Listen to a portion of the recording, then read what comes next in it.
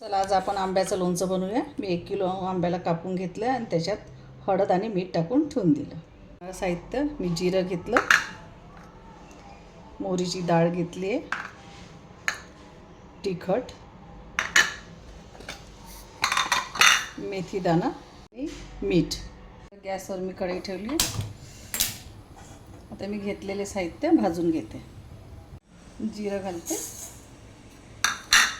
मेथी आणि मोहरीची डाळ सगळं भाजून घेते एकत्र। आता याला जाडसर पिसून घेते। तवा गरम केलेला आहे, त्यावरती तिखट, मीठ, हे थोडंसं भाजून घेते, त्यामुळे यामधला ओलसरपणा निघून जाईल। 3 तास झालेले आहे। मी हळद मीठ लावून ठेवलेलं होतं या पोळ्यांना। आता हे पाणी यामधलं, हे बघू शकता पाणी दिसते, हे पाणी काढून घेते। 3 तास झालेले आहे। मी हळद मीठ लावून ठेवलेलं होतं याला। आता याला यामध्ये जे पाणी आलेलं आहे हे पाणी आपण काढून घेऊ।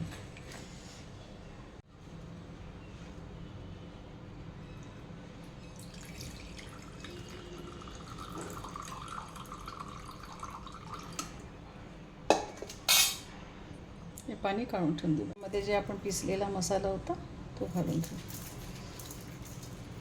तिखट, मीठ हे जे भाजून घेतलेलं होतं ते पण यामध्ये घालून घ्यायचं आहे।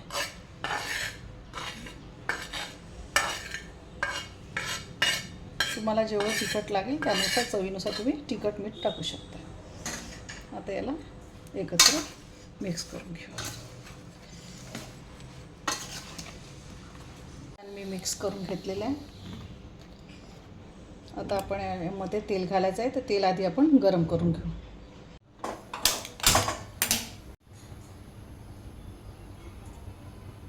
एक गाठ लसणाची मी शिलून घेतलेली आहे।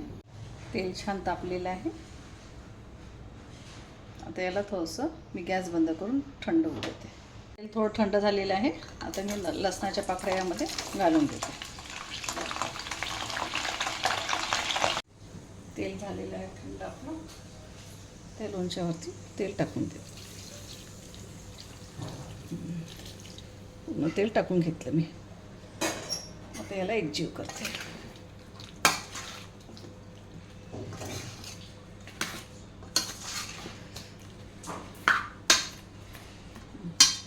आणि यामध्ये मी थोडं गूळ घालते।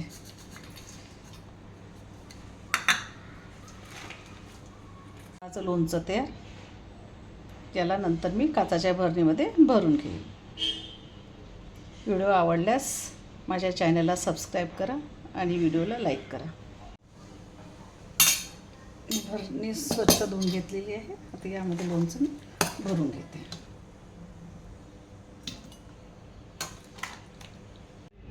झालं आंब्याचं लोणचं तयार।